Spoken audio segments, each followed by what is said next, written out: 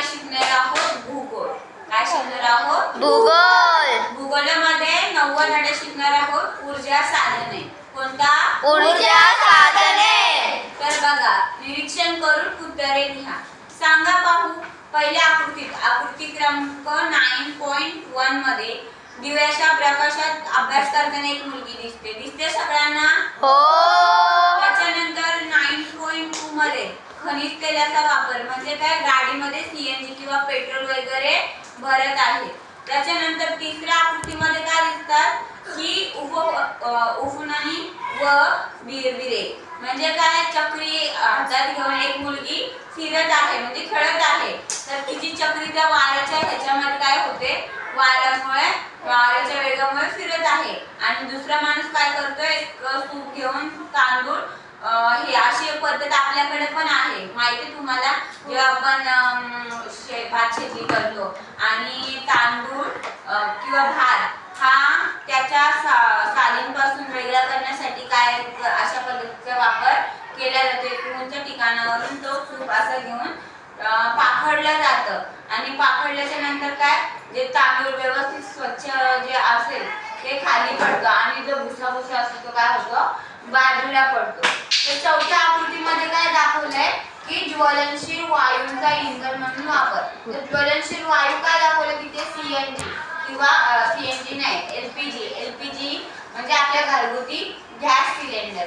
तर बघा, आकृती क्रमांक 9.1 मध्ये प्रकाश मिळवण्यासाठी कोणती ऊर्जा साधने वापरली आहेत? काय वापरले तिथे? तर आकाश कंदील. काय बोलतात त्याला? कंदीलला ते तिथे साईडला दिसते नाही. तर ही साधने आपल्याला कुठून मिळतात? त्याच्यानंतर आकृती 9.2 मध्ये चित्रातील व्यक्ती मोटारीमध्ये इंधन भरत आहे. पंपावर हे ऊर्जा साधन कुठून आणले जात असेल? आकृती 9.3 मध्ये मालतीचे भिरभिरे फिरवण्यासाठी व तिच्या बाबांना धान्य उफळणीसाठी कशाची मदत होत असेल? आकृती 9.4 मध्ये तेल गरम करण्यासाठी, प्रकाशासाठी व रिक्षा चालवण्यासाठी कोणकोणती ऊर्जा साधने वापरली आहेत? त्याच्यानंतर सूर्यप्रकाशाचा वापर मानव कशासाठी करू शकतो? तर सूर्यप्रकाशाचा मानव आता तुम्हाला हे माहिती आहे सोलार सिस्टीम माहिती? तर सूर्याचा उजेड तिथे म्हणजे प्रकाश तिथे कलेक्ट करून आपल्या घरात वीज निर्मिती केली जाते. वरीलपैकी कोणत्या ऊर्जा साधनांचा मानवाला खर्च करावा लागतो? तर बघा, भौगोलिक स्पष्टीकरण त्यांनी काय सांगितले? आपल्या गरजा भागवण्यासाठी आपण विविध गोष्टी करत असतो. आपल्या गरजा भागवण्यासाठी आपण काय करतो? विविध गोष्टींचा वापर करत असतो.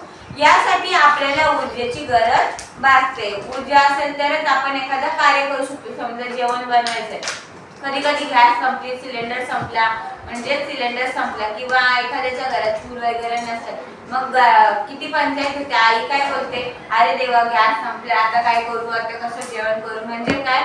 जरी जेवण बनवायचं असेल तरी पण आपल्याला ऊर्जेची गरज भासते. पूर्वी मानवी श्रमाचा व प्राण्यांचा वापर करून कामे केली जात असे. पहिले काय करायचे? आता सारखी कामे आहेत का? म्हणजे आता कशी एखादा जर काम करायचं आहे एका ठिकाणाहून दुसऱ्या ठिकाणी वस्तू घेऊन जायचे, तर आपण गाड्यांचा वापर करतो, रिक्षा वापरतो, मोटरसायकल वापरतो, बाईक वापरतो, त्याच्यानंतर कार वापरतो. तेच पूर्वी असं कार वगैरे होत्या का? नव्हत्या. मग काय करायचं? माणूस श्रमाचा म्हणजे काय जास्त कष्ट करायचा, त्याच्यानंतर काय करायचा? प्राण्यांचा वापर करायचा. ओजीवाण्यासाठी गाढव, घोडे यांचा वापर करून आपली कामे पूर्ण करायचा. मानवाच्या गरजा जसजशा वाढत गेल्या तसा ऊर्जा साधनांचा व ऊर्जा स्रोतांच्या वापरामध्येही बदल होत गेला. ही ऊर्जा मानव मुख्यत्वे निसर्गातूनच मिळवतो. तर समजा खनिज तेल, नैसर्गिक वायू, पेट्रोल, सूर्यप्रकाश इत्यादी काय झाली? ही ऊर्जा साधने झाली. यांचा वापर करून माणूस काय करतो? तर आपल्या गरजा भागवत असतो. तर बघा, पेट्रोल, वारा, नैसर्गिक वायू, सूर्यप्रकाश इत्यादी ऊर्जा साधनांचा वापर आपण करतो. याशिवाय इतरही ऊर्जा साधने आहेत. ऊर्जा साधनांचे अनेक प्रकारात वर्गीकरण करता येते. यात प्रामुख्याने पारंपरिक व अपारंपरिक तसेच जैविक आणि अजैविक, नूतनीकरण आणि अनूतनीकरण, पदार्थावर आधारित, प्रक्रियांवर आधारित इत्यादी प्रकार पडतात. आपण पदार्थावर आधारित व प्रक्रियांवर आधारित या वर्गीकरणाचा विचार करणार आहोत. पुढील तक्त्यातून या वर्गीकरणाच्या आधारे ऊर्जा साधनांची वैशिष्ट्ये आपण जाणून घेणार आहोत. तर बघा, पदार्थावर आधारित कोणकोणती ऊर्जा साधने आहेत व प्रक्रियांवर आधारित कोणकोणती ऊर्जा साधने आहेत. तर उदाहरणार्थ त्यांनी काय दिलंय, लाकूड, कोळसा, खनिज तेल, नैसर्गिक वायू. त्याच्यानंतर प्रक्रियांवर आधारित काय, तर लाकडाचा वापर, कोळशाचा वापर, खनिज तेलांचा, नैसर्गिक वायूंचा किंवा अणूंचा वापर करून काय, उदाहरणार्थ काय, सौर ऊर्जा बनवतात वाऱ्याचा वापर करून. पवन, त्याच्यानंतर वारा, पाणी, भरती ओहोटी व भूगर्भीय उष्णता. तर पदार्थावर आधारित ऊर्जा ही काय, पदार्थ कायमस्वरूपी राहत नाही, तर नैसर्गिक प्रक्रिया कायमस्वरूपी राहतात. हा तक्ता पुन्हा तुम्ही घरून वाचून यायचा. तर बघा, आता आकृती क्रमांक 9.6 मध्ये एक आचारी, एक माणूस काय करतोय, चुलीवरती अन्न शिजवताना दिसतोय. तर आकृती 9.7 मध्ये काय, शेगडीवरती कणीस भाजत आहे. कणीस म्हणजे काय, मका. तर मका भाजताना दिसत आहे. त्याच्यानंतर आकृती 9.8 मध्ये स्टोव्हवर स्वयंपाक करताना आई आपल्याला दिसत आहे. आणि 9.9 मध्ये काय, ओव्हन मध्ये तयार केलेले पदार्थ आपल्याला काढताना दिसत आहे. तर आकृती 9.10 मध्ये गॅसवर अन्न शिजवताना दिसत आहे. तर लक्ष द्या, ऊर्जा साधनांचा वापर करून पुढील प्रकारची विद्युत निर्मिती करता येते. जलविद्युत, औष्णिक विद्युत, त्याच्यानंतर अणुविद्युत, भूगर्भीय विद्युत इत्यादी. औष्णिक विद्युत निर्माण करताना ऊर्जा साधनांचा थेट वापर करावा लागतो. यामध्ये ऊर्जा साधनांचे ज्वलन करून त्यातून निर्माण होणाऱ्या उष्णतेच्या आधारे विद्युत निर्मिती करता येते. विद्युत म्हणजे काय, वीज निर्मिती करता येते. अशाच प्रकारे गतिज ऊर्जाच्या आधारे देखील विद्युत निर्मिती करता येते.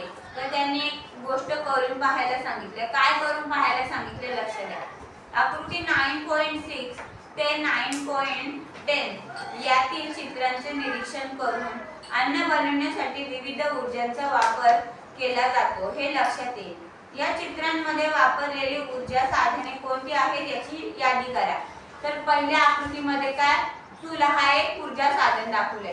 त्याच्यानंतर त्या आमची एक भट्टी दाखवली कणस भाजण्यासाठी, ते आपले लक्ष दे. नंतर काय आहे, स्टोव्ह आहे. नंतर ओव्हन आहे. त्याच्यानंतर काय आहे, गॅस. मग त्यांनी काय करायला सांगितले, अशाच प्रकारची यादी बनवायला सांगितली. या चित्रांमध्ये वापरलेली ऊर्जा साधने कोणकोणती आहेत याची यादी करा. आपण वर्गीकरण केलेल्या तक्त्यानुसार ऊर्जा साधनांचा समावेश कोणत्या गटात होतो, म्हणजे काय, कोणते गट आपण मागच्या ह्याच्यात बघितले. तर प्रामुख्याने पारंपरिक, अपारंपरिक, जैविक, अजैविक, नूतनीकरण, अनूतनीकरण, पदार्थावर आधारित व पदार्थावरती न आधारित. हे आपण काय केले, प्रकार बघितले. तर या ऊर्जा साधनांचा कोणत्या गटामध्ये वर्गीकरण होते हे आपल्याला बघायला सांगितले. इतर कोणती ऊर्जा साधने यासाठी वापरता येईल याची चर्चा करायला सांगितले. तर बघा, माहित आहे का तुम्हाला, मानवाच्या वाढत्या गरजांमुळे ऊर्जेची मागणी सतत वाढत आहे. सौर ऊर्जा व पवन ऊर्जा ही साधने सातत्याने व सहजतेने उपलब्ध आहेत. त्यांचा वापर करण्यासाठी त्यातून निर्माण होणाऱ्या ऊर्जेचे संकलन करणे आवश्यक असते. परंतु ही बाब खर्चिक असल्याने ही संसाधने सध्या परवडत नाही. ही संसाधने स्वस्तात उपलब्ध व्हावीत यासाठी संशोधन सुरू आहे. तर बघा, भौगोलिक स्पष्टीकरण काय दिले त्यांनी. पदार्थावरती आधारित ऊर्जा साधने, कोणते पदार्थावर आधारित ऊर्जा साधने आहेत ते आपण बघणार आहोत. तर काय, लाकूड. खेडेगावांमध्ये चुलीवर स्वयंपाक करण्यासाठी लाकूड मोठ्या प्रमाणात प्रमाणात वापरतात. एक ग्रामीण भागामध्ये प्रत्येकाला सीएनजी किंवा हे एलपीजी म्हणजेच काय सिलेंडर वगैरे घेणे पॉसिबल असतं का? तर नाही. तर काय करतात लोक गॅसवरती न करता चुलीवरती जेवण बनवतात. मग त्याच्यासाठी काय कोणतं इंधन वापरतात? लाकूड. मग बघा खेडेगावातील चुलींवर स्वयंपाक करण्यासाठी लाकूड मोठ्या प्रमाणात वापरण्यात येतो. त्याच्यानंतर कोळसा. प्राचीन काळी भू हालचालीमुळे वनस्पती प्राण्यांचे अवशेष जमिनीत गाडले गेले. त्यावर दाब व उष्णतेचा परिणाम होऊन त्यामधील घटकांचे विघटन होऊन फक्त कार्बन द्रव्ये शिल्लक राहिली. त्यापासून कोळशाची निर्मिती झाली. मग पहिले काय व्हायचे? भू हालचाली व्हायच्या आणि त्याच्यामुळे काय व्हायच्या? वनस्पती किंवा प्राण्यांचे अवशेष म्हणजे मृत प्राण्यांचे अवशेष किंवा वनस्पती ह्या काय व्हायच्या? जमिनीमध्ये गाडल्या जायच्या. त्याच्यावरती दाब येऊन व उष्णतेचा परिणाम होऊन काय व्हायचा? त्या घटकांचे विघटन होऊन फक्त कार्बन द्रव्य शिल्लक राहायची. त्यालाच काय बोलतात? कोळसा बोलतात. त्याच्यातूनच काय झाली? कार्बन द्रव्यातूनच कोळशाची निर्मिती झाली. कोळशाच्या गुणवत्तेवरून कोळशाचा वापर ठरवला जातो. साधा कोळसा स्वयंपाकघरात किंवा भट्टरखान्यात वापरला जातो. तुम्ही बघितले ते लोखंडाचे काम करतात त्यांचा तो भाटा असतो तिकडे ते काय करतात? कोळशाचा वापर करतात. साधा कोळसा स्वयंपाकघरात किंवा भट्टरखान्यात वापरला जातो. दगडी कोळसा प्रामुख्याने उद्योगधंद्यांमध्ये वापरला जातो. या कोळशापासूनच औष्णिक विद्युत निर्मिती केली जाते. बघा खनिज तेल आणि नैसर्गिक वायू. भू हालचालीमुळे ज्याप्रमाणे दगडी कोळशाची निर्मिती झाली त्याचप्रमाणे खनिज तेल व नैसर्गिक वायूंची निर्मिती झाली. खनिज तेल भूपृष्ठाखाली अथवा सागर तलाखाली जमिनीत सापडते. तर बघा बहुतेक खनिज तेलांच्या विहिरीमध्ये नैसर्गिक वायूंचे साठेही आढळतात. खनिज तेलांचे साठे मर्यादित स्वरूपात असतात. त्या मानाने त्यांची मागणी जास्त आहे. त्यामुळे खनिज तेलाची किंमत सुद्धा जास्त आहे. खनिज तेलाच्या काळसर रंगामुळे व त्याच्या जास्त किमतीमुळे या खनिजास काळे सोने असेही म्हणतात. औष्णिक विद्युत निर्मितीसाठी या ऊर्जेचा वापर केला जातो. भारतातील कोळसा व खनिज तेल क्षेत्राचे वितरण आकृती 9.14 मध्ये दिलेले आहे. त्याचा त्यांनी काय अभ्यास करायला